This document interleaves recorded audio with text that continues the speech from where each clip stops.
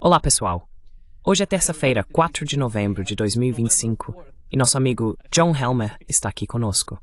Bem-vindo de volta, John. Our friend John Helmer is here with us. Welcome back, John. Obrigado. Obrigado novamente, Nima. É bom estar de volta. Sorry for being late. We have some sort of confusion with the time. Desculpe pelo atraso. Tivemos um pouco de confusão com a mudança de horário. Você sabe, o horário do leste mudou, e foi por isso que ficamos um pouco atrapalhados. Por favor, inscreva-se e clique no botão de curtir. Vamos começar, John, com a estratégia russa, hoje, à medida que o tempo passa. Donald Trump, em sua entrevista no 30 Minutes, disse que não tem mais influência sobre a Rússia para exercer mais pressão sobre ela. Para onde estamos indo com a Rússia e a estratégia de Trump? Você acha que a Rússia está em processo de mudar ou modificar sua estratégia na Ucrânia? In the process of changing, modifying its strategy in Ukraine. No, indeed.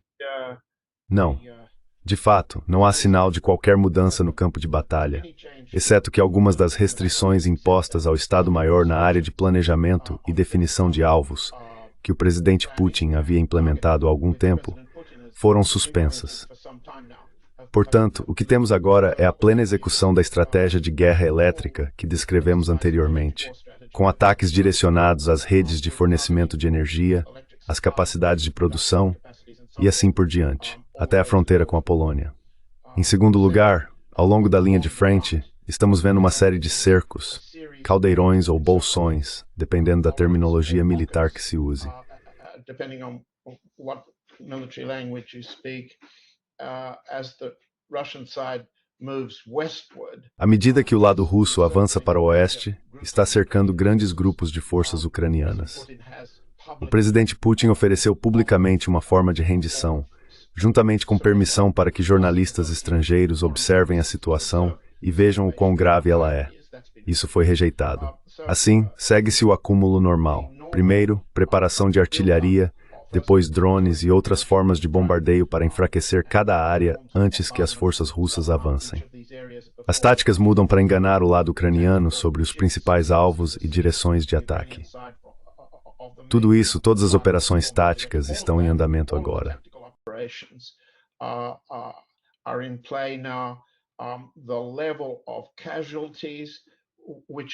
O número de baixas, que é divulgado diariamente pelo Ministério da Defesa, concorde-se ou não com os números, está aumentando de 10% a 15% por semana.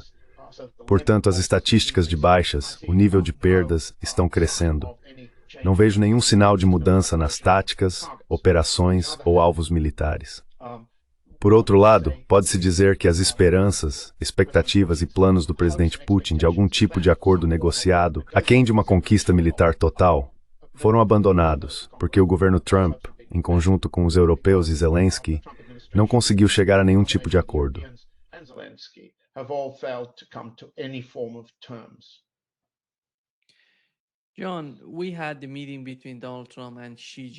John, tivemos a reunião entre Donald Trump e Xi Jinping, o presidente da China. É possível perceber duas atitudes um tanto diferentes por parte de Xi e Putin. Considerando que a Rússia está em guerra, que o Ocidente está, de certa forma, em guerra com a Rússia na Ucrânia, eles vêm lutando contra a Rússia há quase 4 anos. Mas o conflito entre a China e os Estados Unidos é principalmente econômico. Trata-se de tarifas e desse tipo de questão.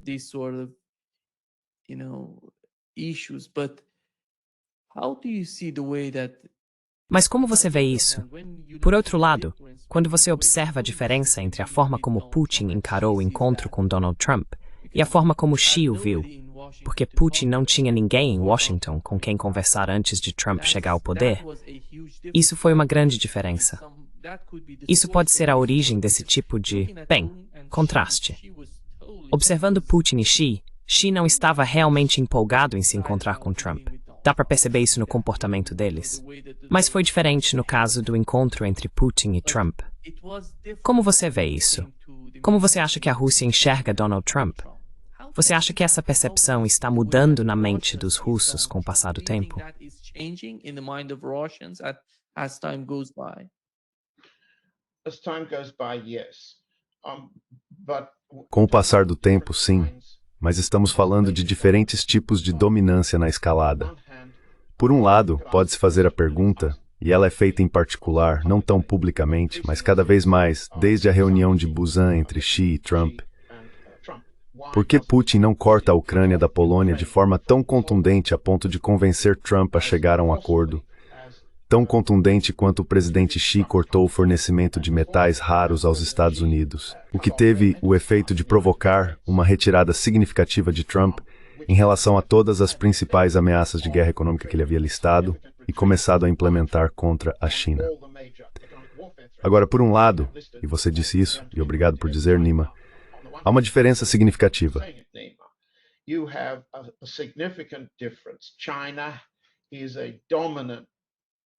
A China é uma potência econômica dominante e possui uma posição de supremacia econômica em relação aos Estados Unidos, a ponto de poder ameaçar certo grau de perturbação na economia norte-americana, por meio de metais raros, outros bens, efeitos inflacionários e assim por diante. Algo que o presidente Putin e a Rússia não têm como potência econômica. Por outro lado, não há dúvida de que a Rússia detém uma superioridade em termos de escalada militar no campo de batalha, mas não a utilizou na medida em que muitos acreditam que o Estado-Maior pretendia. E por que o presidente Putin não exerceu o mesmo grau de domínio de escalada no campo de batalha, militarmente falando, que Xi demonstrou ser capaz de exercer no campo de batalha da guerra econômica?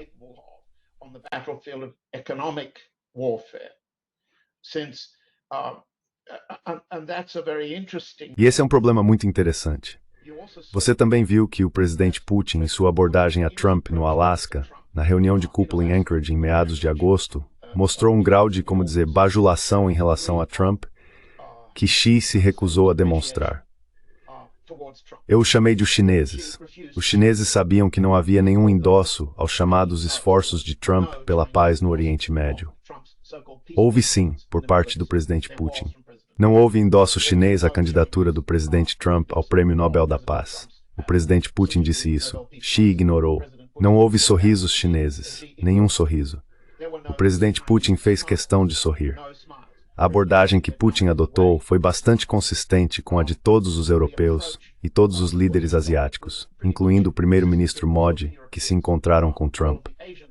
Vamos chamar isso de bajulação. Já vimos isso descrito como uma forma de alimentar a vaidade de Trump e assim por diante, permitindo que ele se exibisse e tudo mais.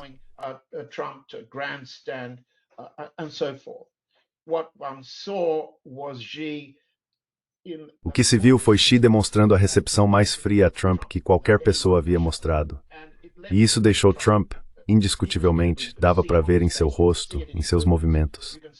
Há um momento revelador no final do encontro, quando Trump tenta tocar Xi, sussurra algo em seu ouvido enquanto Xi se dirige ao carro, e então Xi desaparece imediatamente. Vê-se Trump saindo do palco, por assim dizer, gesticulando e se movendo muito mais rápido. Com Xi, Trump estava desconfortável, e a tentativa de bajulação se inverteu. Por que o presidente Putin agiu de forma diferente? E que benefício Putin ou o lado russo obteve no campo de batalha militar ao agir dessa maneira? A resposta é: ele não ganhou nada. Portanto, ele aprendeu uma lição. Não se ganha nada.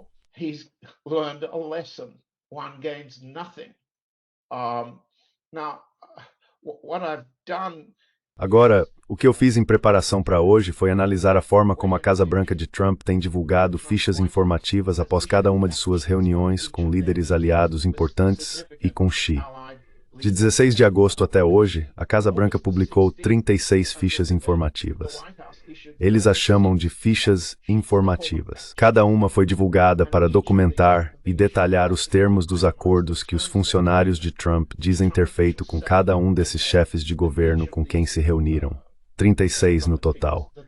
Eles publicaram uma, por exemplo, em 5 de setembro.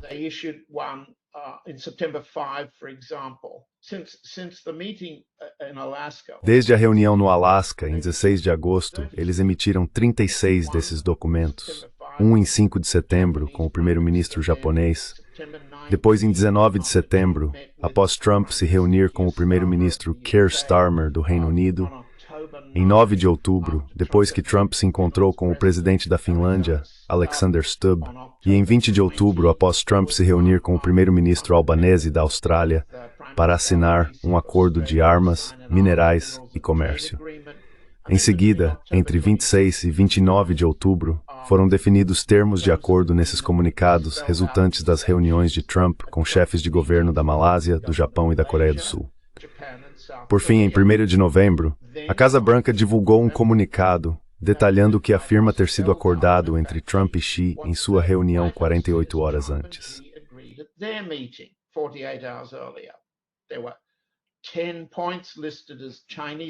Foram listados 10 pontos como ações chinesas, 5 pontos como ações americanas e outros 5 pontos que o lado dos Estados Unidos afirmou que os chineses não haviam confirmado.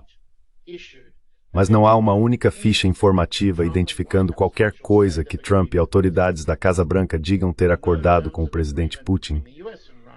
Nenhum termo de acordo entre os Estados Unidos e a Rússia desde a cúpula de 16 de agosto. E nenhum ponto de concordância que tenham retomado em sua ligação telefônica de 16 de outubro.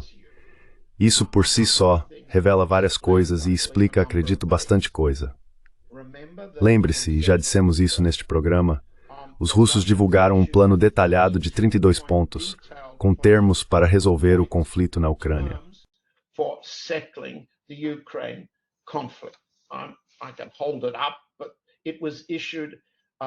Posso mostrar, foi emitido publicamente, publicado no início de junho, pouco antes da última reunião entre o lado ucraniano e o lado russo em Istambul. Os russos publicaram seu plano de 32 pontos. Os ucranianos, junto com os Estados Unidos e os europeus, chegaram a um plano de 22 pontos, de acordo com o general Kellogg, o intermediário entre a Casa Branca de Trump e os europeus. Esse nunca foi publicado. Portanto, não há falta de compreensão pública sobre quais termos russos.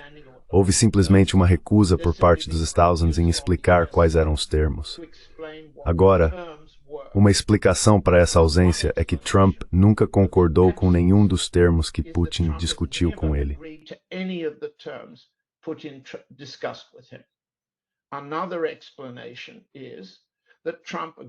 Outra explicação é que Trump concordou com Putin e depois mudou de ideia. Uma terceira explicação é que Trump vacila. Ele não pretendia mudar de ideia, mas foi persuadido a fazê-lo pelos aliados europeus e por alguns de seus próprios subordinados no governo, no Departamento de Estado, no Pentágono e na CIA. Uma quarta explicação é que Putin tem buscado preservar a dominância na escalada do campo de batalha, ao mesmo tempo em que permite que Trump pareça que ele e os aliados europeus não estão perdendo a guerra. Uma quinta explicação é a falta de troca de termos, a ausência de divulgação pública e as constantes aparentes mudanças de posição que Trump demonstra em relação ao lado russo.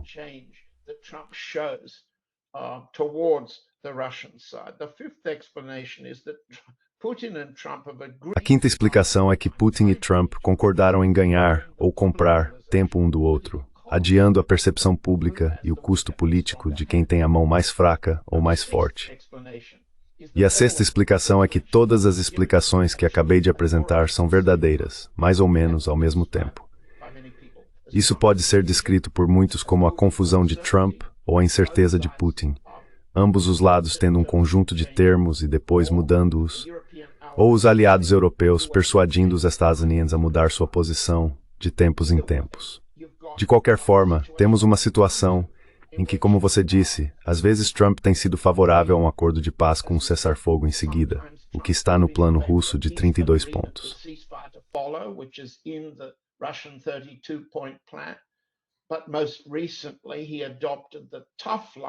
Mas mais recentemente ele adotou uma postura mais dura, chamando Putin de tigre de papel e dizendo que a economia russa está em colapso. Em seguida impôs sanções severas contra a Rosneft e a Lukoil, sanções petrolíferas destinadas a interromper o comércio entre Rússia, China e Japão. Ele disse que isso estava condicionado à concordância da Rússia com um cessar-fogo imediato. Essa era a posição europeia. Bem, o lado russo nunca iria concordar com um cessar-fogo imediato. E assim chegamos à situação atual. Preciso destacar que ao observar como a Casa Branca enxerga essas questões, A aprovação do presidente Trump nas pesquisas de opinião pública até hoje vem caindo cada vez mais. Job approval is getting lower and lower. In other words, American voters aren't. Em outras palavras, os eleitores americanos não estão prestando atenção aos detalhes dessas negociações. Pode-se dizer que eles não se importam com os termos. Talvez se importem com uma guerra contra a Venezuela, falaremos disso mais adiante, mas não se importam com os detalhes. O que estão dizendo a Trump é que há um nível mais alto de desaprovação. Estou apenas olhando meus papéis. A desaprovação chegou a 53,6% e vem aumentando nas últimas 2 semanas. A aprovação está caindo, a diferença está ficando cada vez maior, agora são 10 pontos percentuais. A diferença entre aprovação e desaprovação, com uma taxa mais alta de desaprovação, chega a quase 20% quando se trata das atitudes dos eleitores americanos em relação à forma como Trump está conduzindo a guerra na Ucrânia. Portanto, Trump enfrenta satisfazer descontentamento e desaprovação com a sua condução do acordo de guerra.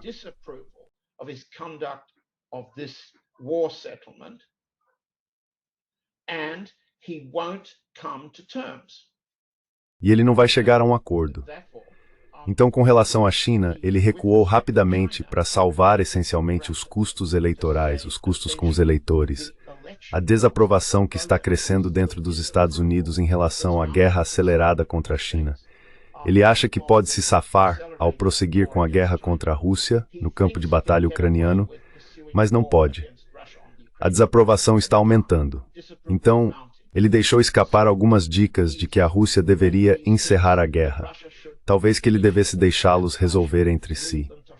E ele passou a adotar a ideia não de que a economia russa está desmoronando, ou de que a Rússia é vulnerável a ataques de mísseis de longo alcance e coisas do tipo, mas sim de que a Rússia pode e deve encerrá-la rapidamente.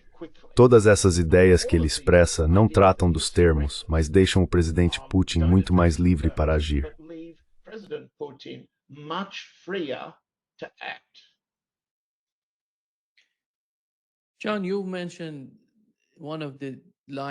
John, você mencionou um dos pontos, que Donald Trump mudou de ideia. Olhando para Donald Trump, você deve se lembrar de que Putin, durante a eleição nos Estados Unidos, disse que eles preferem previsibilidade nos Islam. Sim. E ainda é o mesmo caso, o mesmo problema com a Rússia, na minha opinião. Eles não sabem como lidar com Donald Trump. Eles não sabem quem comanda Washington, nem como definem seu principal objetivo na Ucrânia. Quem está no comando em Washington? Vamos colocar assim. Não vejo Tulsi Gabbard fazendo parte desse círculo. Mesmo J.D. Vance, na minha opinião, não está tão conectado com o que está acontecendo em Washington. Quem está mudando a opinião de Donald Trump e as políticas em Washington, se for esse o caso?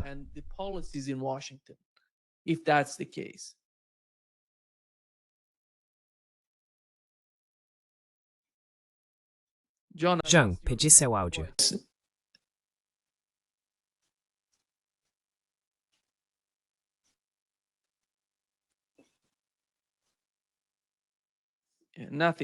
Nada.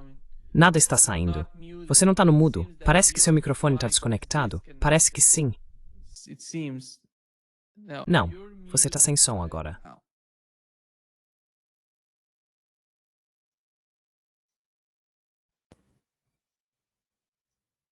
Eu não sei porquê. Você voltou. Sound.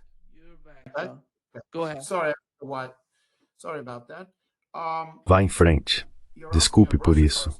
Você está pedindo a um correspondente da Rússia, embora seja um ex-funcionário da Casa Branca de Carter, para falar sobre Washington. Mas antes, posso corrigi-lo?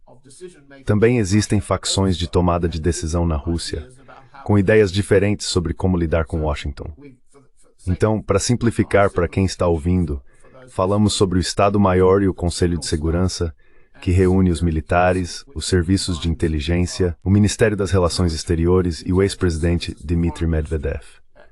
Depois há o grupo do Kremlin, liderado, é claro, pelo presidente.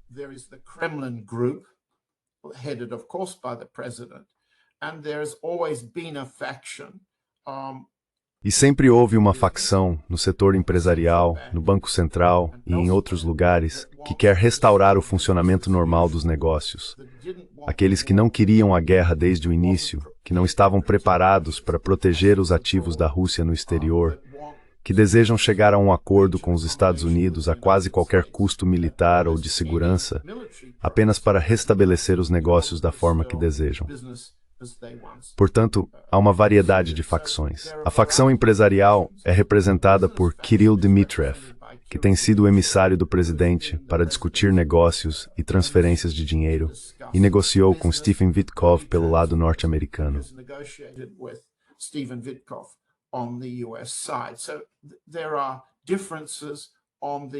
Portanto, há diferenças do lado russo. Cada um deles tem uma ideia diferente, uma teoria diferente que analisa as evidências de maneira distinta em relação ao comportamento do presidente Trump. Eu sugiro, e já dissemos isso antes, que atribuir uma mente coerente ao presidente Trump é um exagero. Ele não possui nada parecido com as capacidades intelectuais, não lê como os ex-presidentes liam. Ele não recebe um informe diário regular de inteligência. Tem apenas um por semana. Ele depende principalmente de autoridades como o vice-presidente Vance. Seu nível de contato com o Departamento de Estado, a CIA e o Pentágono é limitado.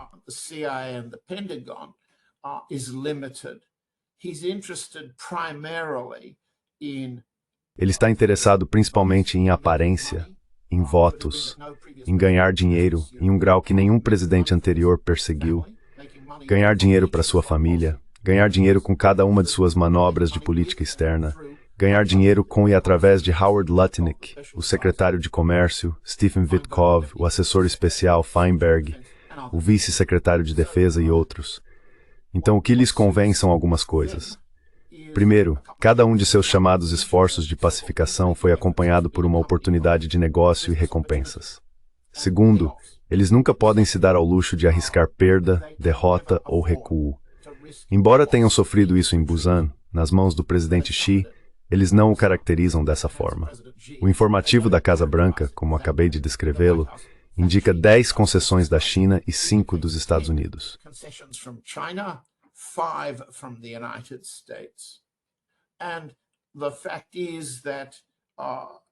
E o fato é que o grande feito da China foi adiar e postergar as negociações sobre as principais questões em disputa: a venda do TikTok, a exportação dos chips Blackwell para a China e a regra dos 50%, que submete milhares de empresas chinesas a controles de exportação.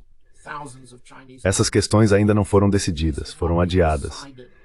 E embora o período de adiamento seja dito como de 12 meses, na verdade é de 6 meses. Os chineses mantêm a vantagem na escalada porque concordaram que pode haver uma reunião de cúpula entre Trump e Xi na China em abril do próximo ano. Mas tal reunião não pode acontecer sem um acordo sobre os pontos fundamentais ainda indefinidos. Isso significa que eles precisam ser negociados em 6 meses, não em 12. Assim, sob essas pressões, Trump recuou. Todos eles recuaram. Trump retreated. All of them retreated.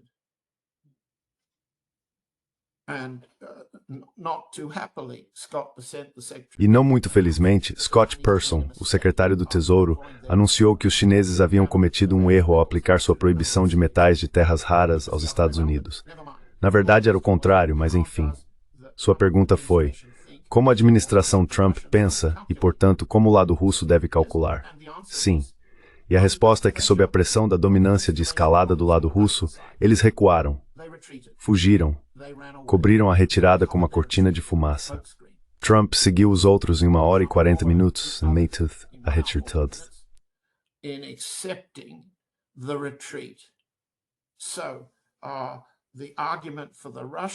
Então, o argumento para o lado russo, a lição, digamos, para o lado russo, para o lado indiano, para todos que estão na mira da campanha de ameaças, da campanha militar e da campanha de pressão econômica do presidente Trump, é encontrar as vulnerabilidades do lado americano e compreender suas próprias vantagens, explorando essas vulnerabilidades até o limite, por assim dizer. Então os Estados Unidos recuarão. Agora, o lado russo tem, como dissemos, domínio de escalada muito militar de batalha, e está pode exercer sua capacidade de esclavizar contra Israel e os Estados Unidos. Against Israel and the United States? Can President Maduro and the Venezuelan O government presidente Maduro e o governo venezuelano poderiam rapidamente desenvolver uma capacidade de defesa suficiente, por exemplo, capacidade de defesa aérea, para ameaçar o presidente Trump com um risco semelhante ao da Baía dos Porcos? O risco de um ataque à Venezuela que resultasse em um número significativo de baixas norte-americanas. O presidente Trump enfrentaria, aceitaria ou assumiria um risco do tipo Baía dos Porcos na Venezuela? A resposta é quase certamente não. E quando você mencionou Tulsi Gabbard, a diretora de inteligência nacional, imagino que esteja se referindo à declaração dela no Bahrein, outro dia, sugerindo que intervenções para mudança de regime deveriam ser coisa do passado. Elas geram mais riscos, mais violência, mais perdas, tanto para os países-alvo quanto para os Estados Unidos. both for their target countries and for the United States? They should be put in the back mirror, she said. Eles deveriam ficar no retrovisor, ela disse. Agora, analisando cuidadosamente o que ela disse, é possível argumentar que ela está em desvantagem tanto em termos de compartilhamento de inteligência quanto das operações que foram conduzidas na Venezuela. Ela não reconheceu o que deve ser seu claro entendimento, que Trump admitiu publicamente ter dado a si a ordem de conduzir operações clandestinas de derrubada de regime na Venezuela. Se ela se opõe a isso, praticamente o disse no Bahrein. Mas essa operação já está em andamento há meses, e até agora ela não conseguiu detê-la. Em segundo lugar, há duas visões russas sobre como os Estados Unidos atacarão a Venezuela. Uma é a via encoberta, e parece ser essa que Gabbard se opõe. And that appears to be what Gabbard opposes. That would be to create an internal Isso significaria criar um conflito interno, o Maidan de Machado, ou seja, uma manifestação semelhante aos protestos da Praça Maidan, que se tornaram violentos, desencadeada internamente pelos serviços secretos dos conspiradores e não pelos homens do presidente Yanukovych. Isso levou, em parte, à rápida desintegração do governo Yanukovych, a sua fuga de Kiev e a sua substituição. Será que a candidata norte-americana Maria Machado poderia organizar um Maidan comparável e, então, com o uso da violência, pedir que o presidente Trump intervenha para salvar vidas venezuelanas? Isso se enquadraria na qualificação expressa no discurso de Gabbard. Trata-se de uma mudança de regime ou o governo Maduro agiu contra seu próprio povo? A justificativa adotada, por exemplo, para a intervenção na Líbia. for intervention in Libya, for example. It resulted in Muammar Gaddafi's murder. Isso resultou no assassinato de Muammar Gaddafi, endossado por Hillary Clinton, como todos nós lembramos. Bem, lembre-se de que a posição dos Estados Unidos tem sido a de que Maduro comanda um cartel de drogas. Os Estados Unidos não estão, constitucional ou operacionalmente, em guerra com o país. Estão agindo para salvar os Estados Unidos de um sindicato criminoso, não de um governo. Ambas essas, digamos, versões de cobertura são falsas de fato e constituem uma evasão ilegal da tentativa de derrubar o governo. A aparente aversão de Gabbard à mudança de regime se aplica a indivíduos que usam o governo como disfarce para uma operação de tráfico de drogas? Possivelmente não. Possivelmente não. Assim, a outra versão russa do que acontecerá é aceitar que Trump gosta de aniquilação. To accept that Trump likes obliteration. Remember, we've talked about it on this program before. Lembre-se, já falamos sobre isso no programa antes. Ele acha que obliterou, usando sua força aérea, as capacidades nucleares do Irã. Obliteração é sua palavra favorita, porque ele acredita na capacidade das Forças Armadas dos Estados Unidos de destruir tudo em um alvo. E há uma visão russa de que isso não começaria de forma encoberta para depois ser seguido por uma intervenção. Começaria como uma operação de obliteração. Isso é simplesmente especulação. E vejo muitas pessoas no universo dos podcasts, muitas pessoas na mídia tradicional, especulando sobre o que acontecerá em seguida. Mas espero ter explicado. A oposição que Gabbard parece ter expressado é limitada a ela, e traz a ressalva de que talvez não se aplique à remoção de um cartel de drogas.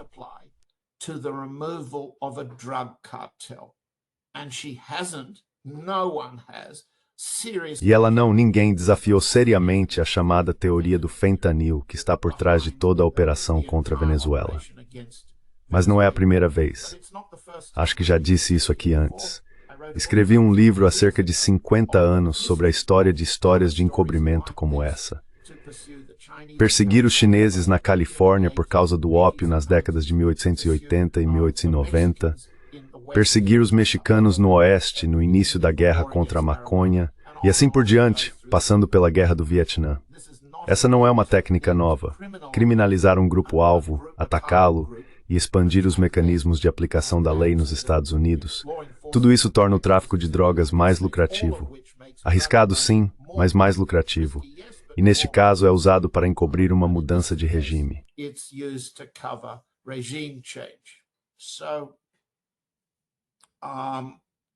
Então, não sei se estou em uma posição melhor do que qualquer outra pessoa para dizer se a comunidade de inteligência, a CIA, compartilha da falta de inclinação de Gabbard por uma operação encoberta. No entanto, a incerteza agora, ao que me parece, é se o lado russo pode desenvolver, com rapidez suficiente, uma melhoria na capacidade da Venezuela de impor um risco do tipo Baía dos Porcos. E isso significaria uma defesa aérea aprimorada. Significaria uma inteligência mais apurada sobre o planejamento de uma possível Maidan de Machado. Significaria muitas coisas que permanecem em segredo. E não estou em posição de dizer qual é essa capacidade. Mas não tenho dúvida de que se Trump for aconselhado, ainda que não por Gabbard, de que há um risco de algo semelhante à Baía dos Porcos, de que há o perigo de aeronaves americanas serem abatidas, de que o pessoal desafiador está em sinfonia perste. Isso não é questão. Ele não usa o orçamento. He would dare to run. John, we have just John, temos apenas 3 ou 4 minutos por causa da confusão anterior. Perdemos cerca de 15 minutos. E o próximo convidado já está chegando. Mas antes de encerrarmos, John, olhando para a relação entre o Irã e a Rússia hoje, Lavrov foi questionado se eles enviaram sistemas S-400 para o Irã, e a resposta dele foi basicamente sim, embora tenha tentado enquadrar isso como não temos limites nesse tipo de cooperação, nesse tipo de parceria. Quão profunda é essa parceria agora entre o Irã e a Rússia em comparação com o que era antes do ataque ao Irã? comparing to what it was before the attack on Iran? Não tenho certeza se entendi. Por um lado, nós dois concordamos, e você sabe mais sobre isso do que eu. Quero saber como a guerra entre o Irã e Israel afetou a parceria entre o Irã e a Rússia.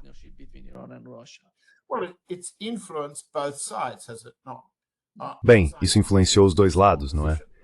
Dentro do Irã, havia alguma oposição militar, a depender dos sistemas russos de defesa aérea e da coordenação da tecnologia russa para defesa aérea. O resultado da primeira rodada, vamos chamá-la de primeira rodada da guerra, já que nem você, nem eu, nem nosso público acreditamos que a guerra contra o Irã tenha terminado de forma alguma, é a guerra entre os Estados e Israel. Agora, diante da segunda rodada, a oposição ao aumento da assistência técnica russa, defesa aérea, compartilhamento de inteligência e assim por diante, mudou no Irã. A profundidade de que o ministro das Relações Exteriores Lavrov está falando é do lado russo. A disposição de fornecer o que o lado iraniano agora está disposto a aceitar e pagar, ao que parece.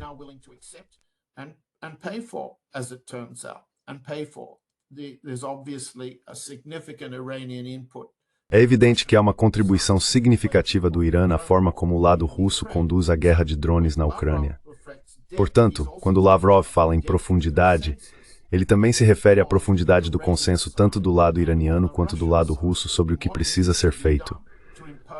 Impor, criar, praticar e testar uma capacidade séria de defesa aérea que não existia quando os israelenses e os Estados Unidos atacaram. Algo como o bombardeio de Trump. O ataque de aniquilação poderia ser tentado novamente quando o lado iraniano não disparou mísseis defensivos contra os atacantes norte-americanos. Não, isso não vai acontecer de novo.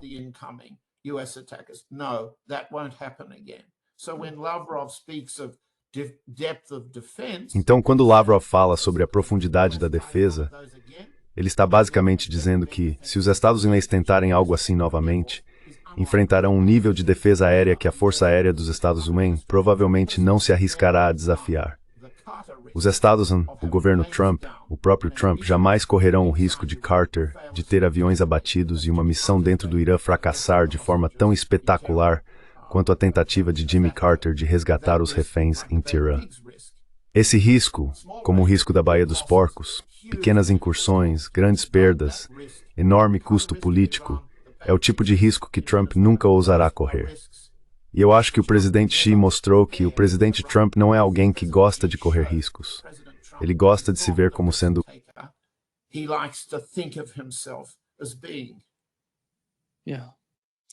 Sim, muito obrigado, John, por estar conosco hoje. Um grande prazer, como sempre.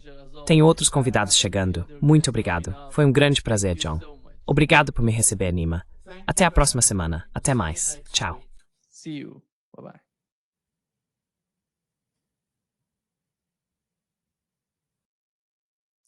Yeah, we're gonna have Patrick coming up. Sim, daqui a pouco teremos o Patrick conosco. Nosso segundo convidado é o Patrick Babb. Vocês o conhecem? Ele já participou deste podcast antes.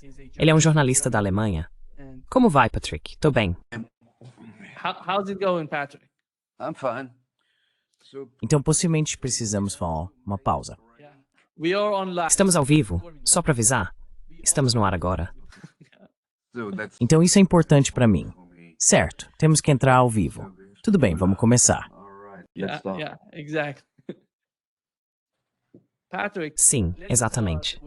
Patrick, deixe-me começar com a situação no campo de batalha na Ucrânia. Sabemos que a Rússia está intensificando suas ações. 2 novos mísseis foram anunciados pelo presidente russo, Burevestnik e Poseidon, ambos movidos à energia nuclear. Ele também disse que o míssil Sarmat agora está operacional e será enviado ao campo de batalha em breve. Como isso está indo? Observando o campo de batalha hoje na Ucrânia, você acha que estamos caminhando para algum tipo de escalada que possa envolver os mísseis Sarmat? Soube-se que o governo britânico enviou mísseis, acabei de esquecer o nome dos que foram enviados recentemente à Ucrânia, e nos Estados Unidos, o Pentágono autorizou o presidente a enviar mísseis Tomahawk. Ainda depende da decisão de Donald Trump de realmente enviá-los à Ucrânia. Mas olhando para o que está acontecendo, qual é a sua opinião sobre isso? Looking at what's going on, what's your take on that? Well, first of all, I have to Bem, say that antes de tudo, devo dizer que a Federação Russa e a OTAN estão escalando de maneiras diferentes. Os países da OTAN estão escalando passo a passo, sempre um pouco mais, e depois verificam qual é o resultado. A Federação Russa está escalando de outra forma. Eles esperam, esperam e esperam, e em determinado momento respondem com um golpe forte. Essa é a diferença. E no Ocidente, eles não entendem essa diferença. Isso remonta à experiência do espaço e do vasto território. Este é o maior país do mundo.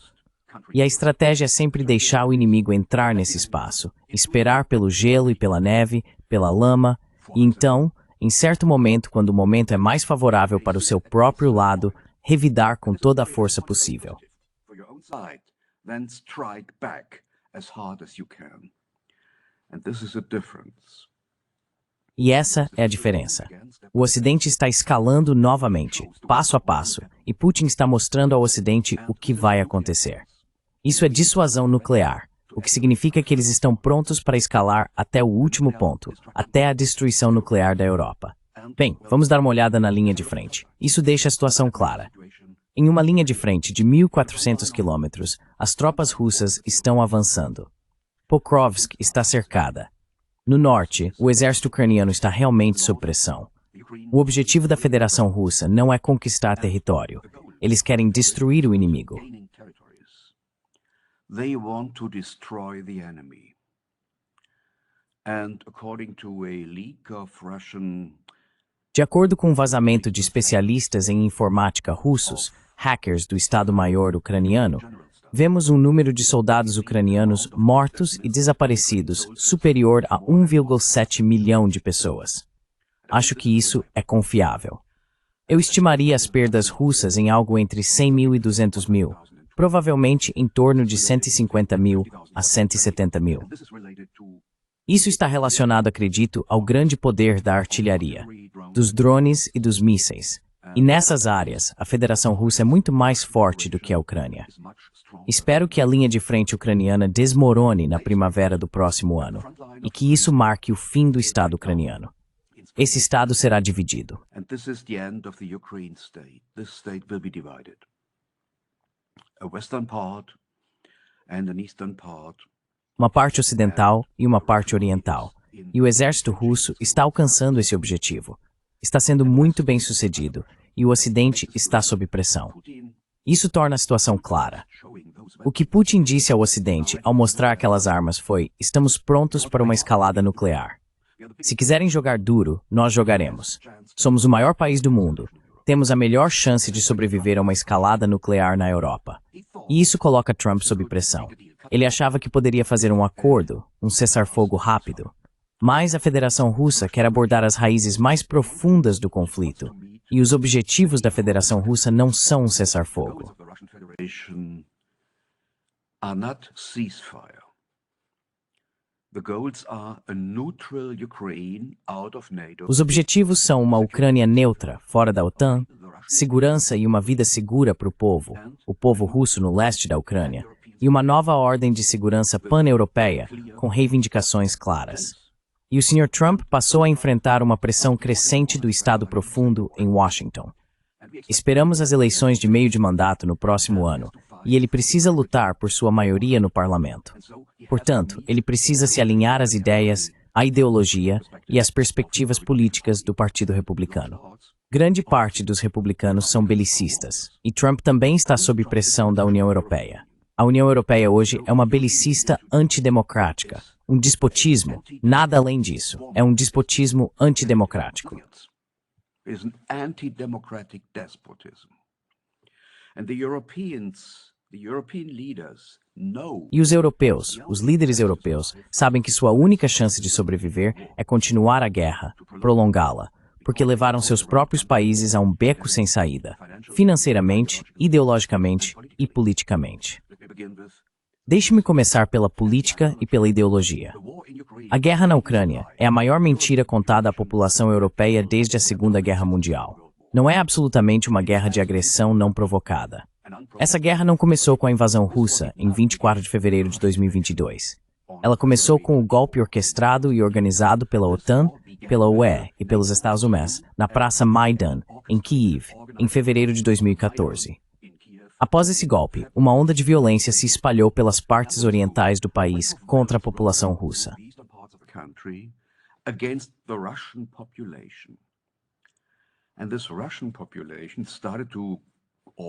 E essa população russa começou a organizar milícias de autodefesa. Assim, a guerra foi orquestrada pelo Ocidente. Ficou muito claro naqueles dias, em 2014, que o Ocidente queria uma guerra na Ucrânia.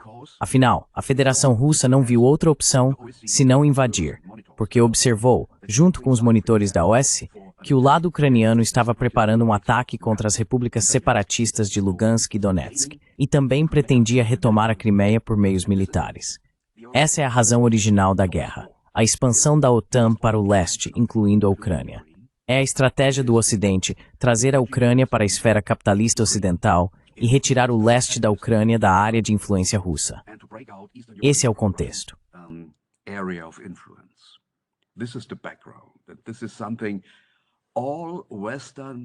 Isso é algo sobre o qual toda a mídia ocidental está mentindo. Eles estão mentindo para o próprio povo. E enquanto continuarmos mentindo, não encontraremos um caminho para a paz. As elites europeias sabem que colocaram seus países em uma situação de perdas completas quando o custo da guerra chegar. Muitos países europeus enfrentarão a falência. Isso é muito claro. Então, a única maneira de se salvarem é manter a guerra em andamento. Esse é o pano de fundo. Políticos como o chanceler alemão Friedrich Merz não passam de correias de transmissão para a indústria financeira americana. O refinanciamento do Estado alemão por meio de créditos e obrigações de dívida depende da indústria financeira dos Estados Unidos. Então é completamente lógico o que ele está fazendo. Ele está ajudando seu antigo empregador, a BlackRock. Nada mais.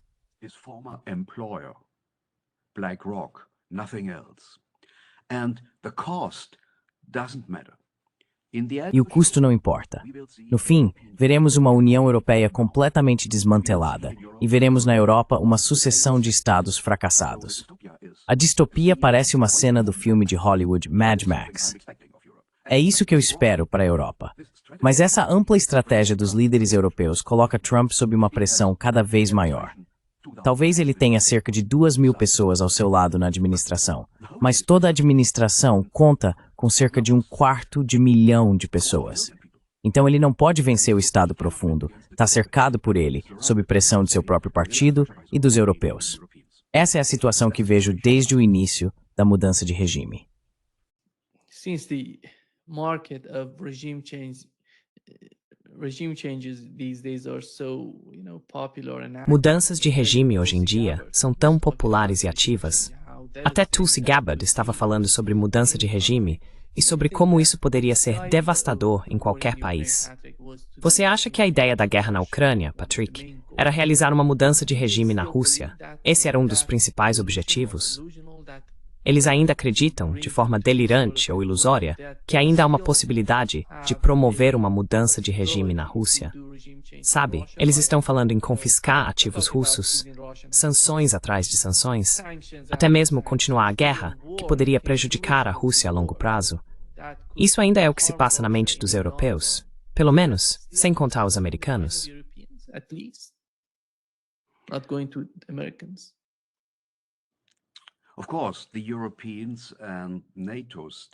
É claro que os europeus e os estados da OTAN tentaram provocar uma mudança de regime na Rússia para conseguir um líder ou presidente mais favorável ao Ocidente, para abrir o mercado russo e tomar os recursos da Federação Russa, os minerais da Federação Russa. Esse é sempre o objetivo: conquistar um novo mercado na Rússia, obter um governo alinhado ao Ocidente e colocar a Rússia em uma situação em que precise vender seus minerais e recursos ao capitalismo ocidental. Mas essa estratégia fracassou. Foi um completo equívoco de avaliação da situação. E o motivo disso é que a maioria dos políticos ocidentais não conhece a Rússia. Eles não têm ideia do que ela é, nem da força industrial desse país. E assim, a estratégia fracassou. E as sanções falharam completamente por várias razões.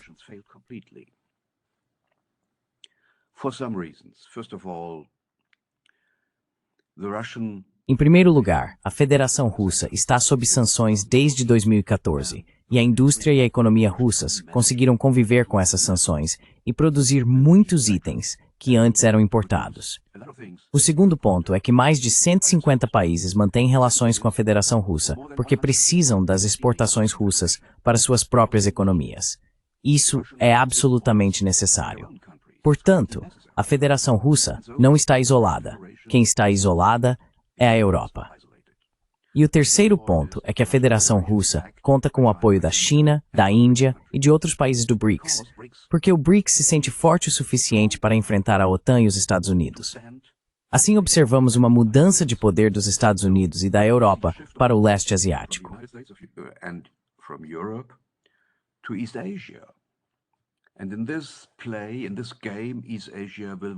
E nesse jogo, nessa disputa, o leste asiático sairá vencedor, porque lá vivem 3 ou 4 bilhões de pessoas, muito mais do que na Europa ou nos Estados Unidos. E a indústria da China é muito mais forte. Isso tem origem nos processos de desindustrialização, especialmente nos Estados Unidos, há décadas.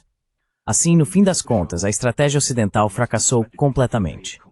Segundo o historiador francês Emmanuel Todd, vemos, na guerra da Ucrânia, uma situação em que nenhum dos lados pode recuar. A Federação Russa trava uma guerra de decisão. Eles não podem aceitar que a apenas 500 quilômetros de Moscou, mísseis americanos sejam instalados. E o Ocidente não pode recuar, porque isso seria um sinal mundial do declínio e da impotência do Ocidente. E é essa a situação que enfrentamos agora.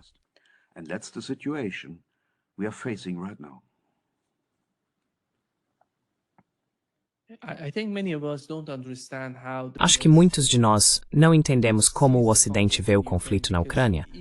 Porque se você observar as pessoas que estão defendendo isso, você mencionou o Deep State nos Estados Unidos. A principal questão para eles, na minha opinião, neste momento é a seguinte: Se nos dermos bem com a Rússia, se encontrarmos algum tipo de solução com a Rússia na Ucrânia, isso significaria que a China tomaria a Ucrânia. Sabe, Taiwan. E parece que estamos enviando um sinal de fraqueza para a China se tentarmos de alguma forma chegar a um compromisso com a Rússia. É esse o caso, Patrick?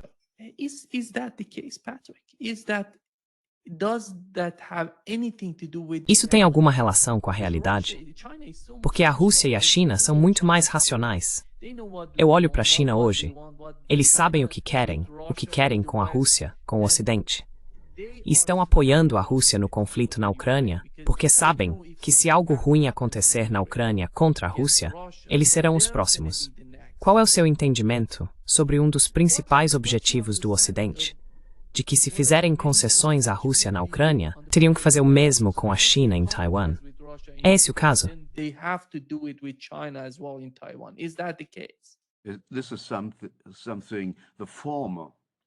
Isso é algo que o ex-comandante das tropas da OTAN na Europa, General Breedlove, nos disse lá em 2014. Precisamos vencer a Federação Russa em solo ucraniano para mostrar a Pequim que somos fortes o suficiente e que lutaremos contra qualquer Estado que tente se opor aos Estados Unidos como a única superpotência do mundo. Mas as coisas mudaram. A China hoje é muito mais forte. E Taiwan faz parte da China. Após a Guerra Civil na China, no final da década de 1940, o ditador general Chiang Kai-shek fugiu para Taiwan. Foi uma guerra civil muito sangrenta, e ninguém na China esqueceu disso. O Ocidente esqueceu. Portanto, Taiwan faz parte da China, e os Estados Unidos hoje querem transformar Taiwan em um estado separado, o que não é parte da China.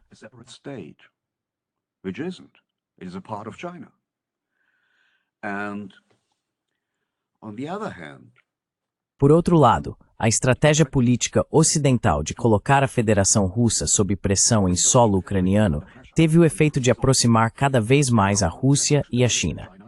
Elas têm dificuldades entre si, isso é muito claro, mas Pequim precisa da Rússia como uma reserva mineral ao norte e não quer um Estado fraco influenciado pelos Estados Unidos em sua fronteira setentrional. Portanto, apoiarão a Rússia pelo tempo que for necessário. Ao mesmo tempo, empresas chinesas têm grandes investimentos na Ucrânia, especialmente nas regiões de solo negro. Não tenho certeza, mas cerca de 5% do petróleo da Ucrânia pertence à China.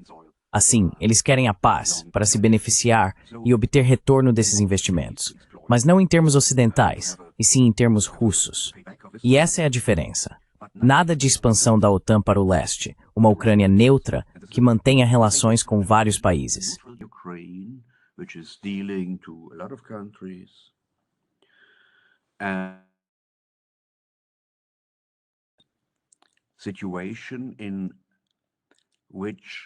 Uma situação em que o povo russo na Ucrânia, a minoria russa, possa viver. Mas essas áreas agora pertencem à Federação Russa e não voltarão para a Ucrânia. O chefe da delegação russa na última rodada de negociações em Istambul disse ao lado ucraniano: "Nestes dias falamos sobre 4 oblasts. Da próxima vez, discutiremos 8 oblasts. E eu espero, que a Federação Russa expandirá sua zona de influência militarmente até Odessa. Eles querem tomar Odessa. E em Odessa há a presença do Serviço Secreto Britânico e das Forças Especiais do Reino Unido. Estou esperando uma luta difícil, um cerco a Odessa, meados do próximo ano, por exemplo."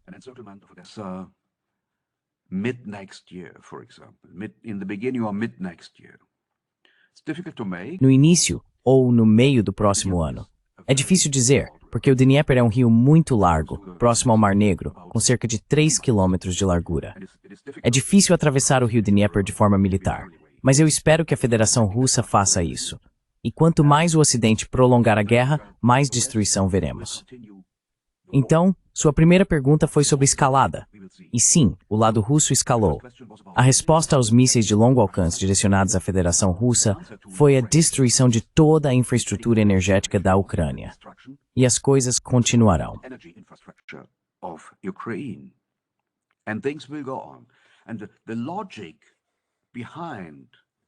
E a lógica, do ponto de vista de Moscou, é vamos destruir todas as instalações industriais na Ucrânia e toda a infraestrutura energética, Porque quando a parte ocidental da Ucrânia se juntar à União Europeia, a reconstrução será tão cara que a UAE acabará se destruindo. E é isso que também espero. Este é o fim da União Europeia. Países do Sul ao redor do Mediterrâneo, mas também países como Eslováquia e Hungria, deixarão a UAE. Eles não querem pagar pelo buraco europeu. Esse é o problema. Então essas elites europeias se colocaram em uma situação catastrófica.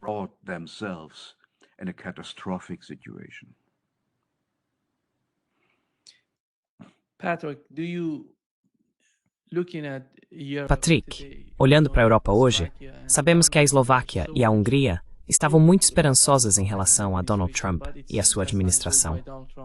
Mas parece que com o passar do tempo, Donald Trump está percebendo que não pode exercer muita pressão sobre a Índia e a China. São países enormes, com economias gigantescas, e ele realmente não pode ir contra eles. Mas, quando se trata da Eslováquia e da Hungria, ele pode pressioná-los. Eu não sei qual é o objetivo disso. Afinal, vamos supor que, de alguma forma, você convença a Eslováquia e a Hungria a não receberem petróleo russo. Quem vai fornecer energia para eles? A Alemanha enfrenta o mesmo tipo de problema. Como será o futuro da Alemanha? Porque seria o mesmo para a Hungria e a Eslováquia se seguirem nessa direção, se aceitarem o que os Estados Unidos estão pedindo.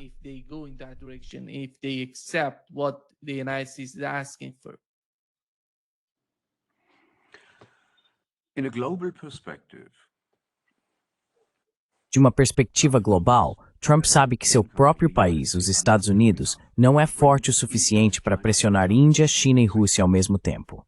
Não é forte o suficiente. Mas você tem razão. Ele pode exercer uma pressão real sobre os europeus. Ele está aumentando o tributo de seus vassalos europeus. Só isso. Primeiro, os vassalos são levados à falência para salvar os Estados Unidos, e depois os vassalos europeus serão levados a uma guerra na Ucrânia.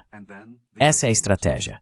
Façam o que quiserem como europeus. O principal é comprar armas dos Estados Unidos para que eles possam fazer bons negócios. Essa é a estratégia. E a Europa de hoje, em política externa e internacional, está completamente enfraquecida.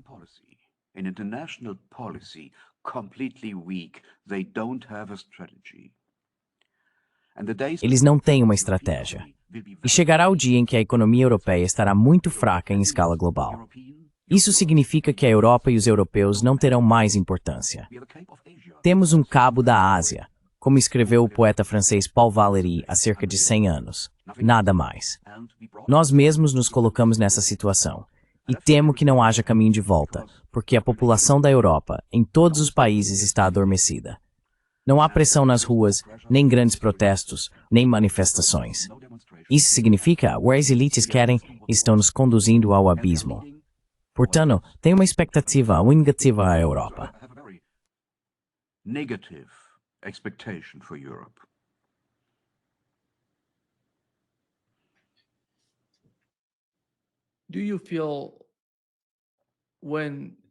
Você acha que, quando se trata do conflito na Ucrânia, a Europa tem, ou está ao menos pensando em, uma estratégia de longo prazo lá?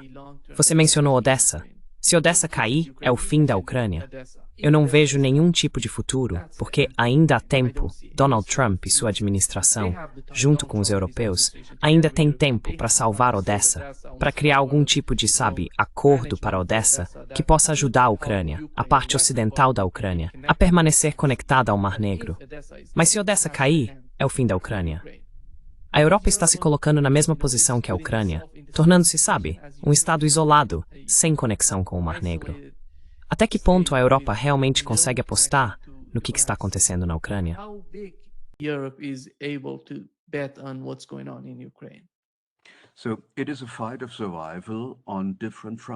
Então é uma luta pela sobrevivência em diferentes linhas de frente. A Ucrânia é a principal linha de frente, e você mencionou outra, Taiwan.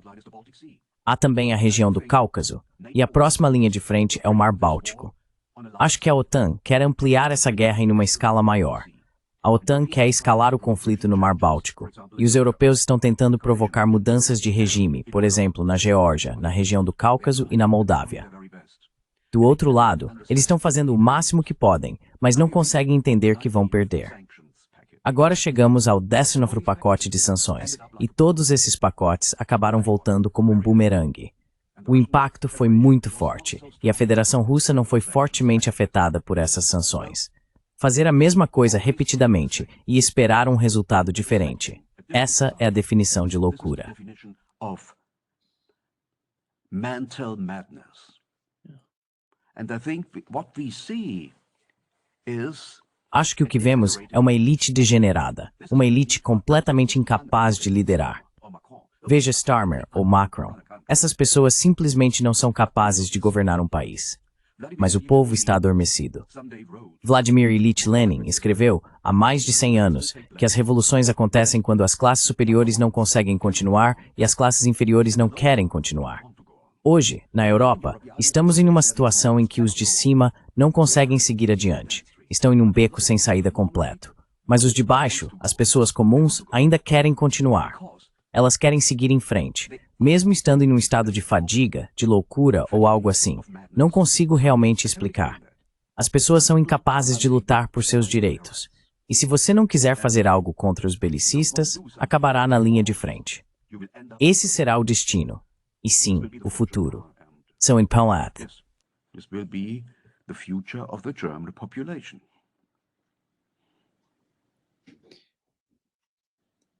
Zelensky, how do you see the role of Zelensky in Zelensky, do you think that como você vê o papel dele na Ucrânia? first step, if Você acha que se o Ocidente decidir fazer algo lá, first step o primeiro passo seria remover Zelensky do poder e erradicar?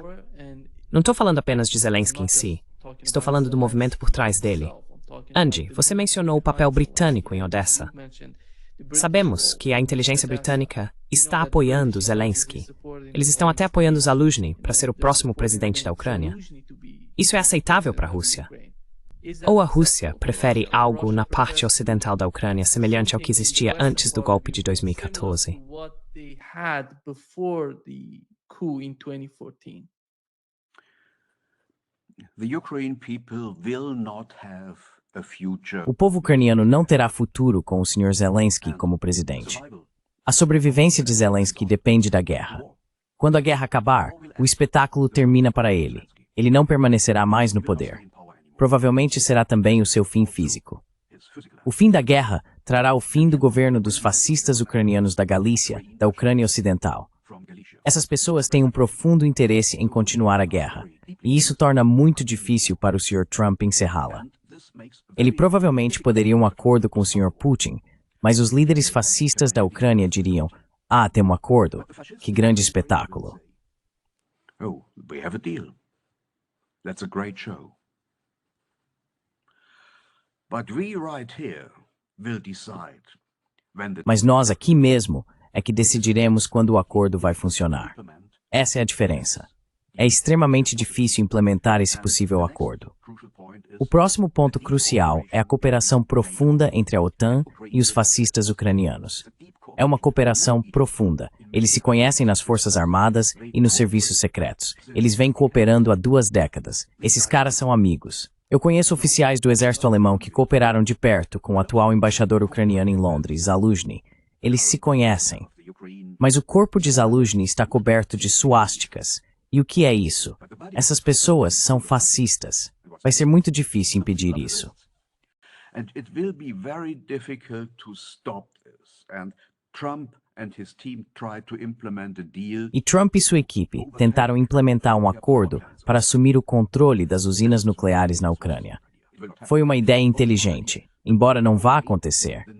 Retirar o armazenamento nuclear das mãos dos fascistas ucranianos. Foi uma ideia inteligente, mas não vai funcionar. Com as usinas nucleares, os fascistas ucranianos podem chantagear todo mundo. Eles estão sentados sobre materiais nucleares. Então foi muito fácil entrar nessa guerra e será muito difícil deixá-la para trás. Muito difícil. Essa é a situação, porque a existência e o poder de muitos grupos políticos dependem da continuação da guerra. Não estamos falando do povo ucraniano. It's not, we don't talk about the Ukraine people. Ukraine started in the A Ucrânia tornou-se independente em 1991 com uma população de 52 milhões. E de acordo com o ex-assessor do governo ucraniano, a população agora está em torno de 20 milhões. A Ucrânia perdeu mais de 30 milhões de pessoas em 3 décadas. Então, algo deve estar errado nesse estado. Isso não é uma democracia de forma alguma. Não estamos lutando por valores ocidentais. Trata-se de uma ditadura militar, pior do que a Federação Russa ou outros países. Essa é a situação. O Ocidente está traindo seus próprios valores chamados de ocidentais.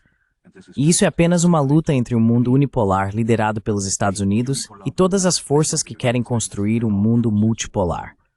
E essas forças que lutam por um mundo multipolar vencerão.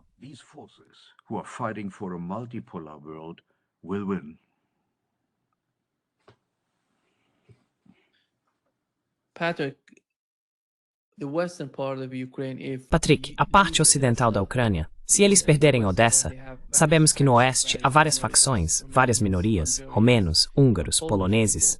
A Europa está considerando esse cenário? Se algo acontecer nessa direção, perder Odessa, Mykolaiv, avançar até Kharkiv, a Europa é capaz de suportar toda a pressão, todo o peso vindo da Ucrânia para a Europa? Donald Trump não se importa mais com a Ucrânia. Ele está no processo de colocar todo o peso da guerra na Ucrânia sobre os europeus. E não se vê nenhum tipo de objeção por parte dos europeus em relação a isso. Como é isso? Qual é a compreensão deles sobre a Ucrânia com o passar do tempo?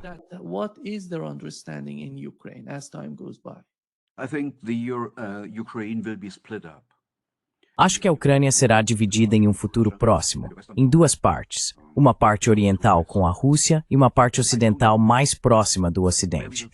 Mas não sei onde veremos a linha divisória. Possivelmente em torno de Odessa, não tenho certeza. O que sei é que há muitas pessoas em Kiev e Odessa que estão esperando que as tropas russas as libertem. Elas não querem viver sob a ditadura do Sr. Zelensky. E acho que a parte ocidental da Ucrânia pode acabar pertencendo à Polônia. Nesse caso, a Galícia, ou partes da Galícia, seja como for, de repente se tornaria parte da OTAN e da União Europeia. E possivelmente essa seria uma forma de a União Europeia sobreviver.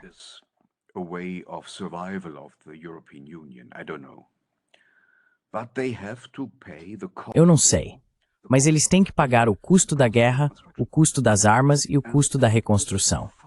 E acho que isso é muito mais do que $1 trilhão. Então, quem vai pagar por isso? Isso significa que todo o dinheiro da União Europeia vai para a Ucrânia para a reconstrução. E os agricultores na Polônia, por exemplo, ou na França, não receberão nada. Posso imaginar que, em tal caso, poderíamos acabar com a agitação civil em vários países da União Europeia. E nem quero isso. Mrs. Pep FIFO, Netflix o least futuro Mad Max para a Europa.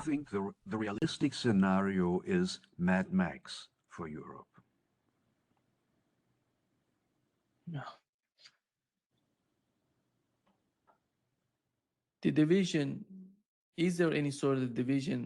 Existe algum tipo de divisão entre a Alemanha, o Reino Unido e a França quando se trata da Ucrânia?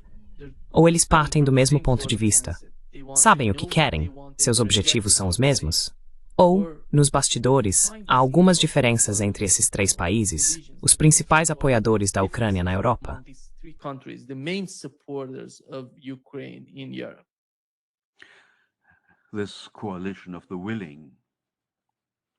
Essa coalizão dos dispostos acreditava, no início de 2022, que poderia colocar a Federação Russa de joelhos por meio de uma combinação de envio de armas à Ucrânia, sanções e isolamento diplomático e político.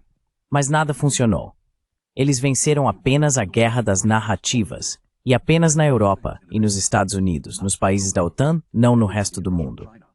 Todos na Rússia, China, Índia, Bangladesh, África do Sul, Brasil e América Latina sabem do que se trata essa guerra. Trata-se da questão: o mundo é governado pela liderança de um Ocidente imperialista ou podemos alcançar um mundo multipolar? Essa é a principal questão de todo o cenário.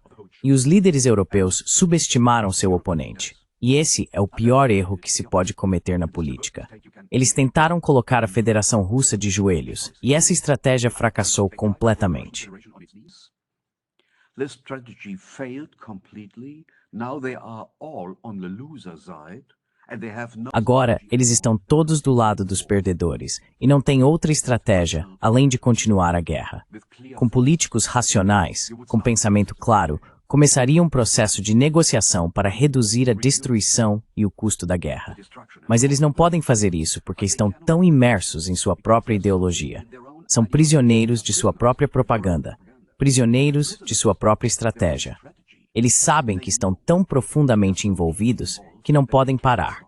Uma das razões é que políticos e diplomatas europeus, assim como os dos Estados Unidos, estiveram profundamente envolvidos na organização do golpe da Maidan. Segundo o estudo de Ivan Kachanovsky, da Universidade de Ottawa, eles negociaram com fascistas ucranianos o número de assassinatos necessários para colocar os países europeus em posição de pressionar Yanukovych a deixar o cargo.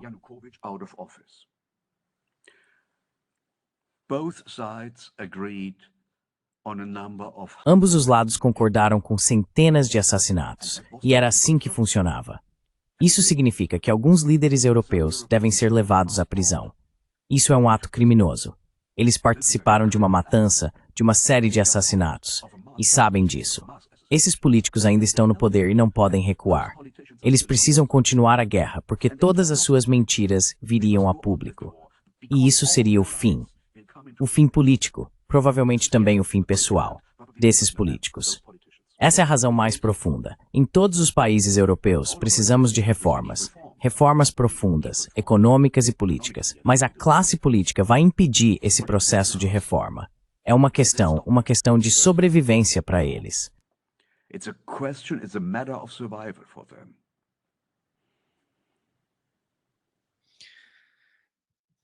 Muito obrigado, Patrick, por estar conosco hoje.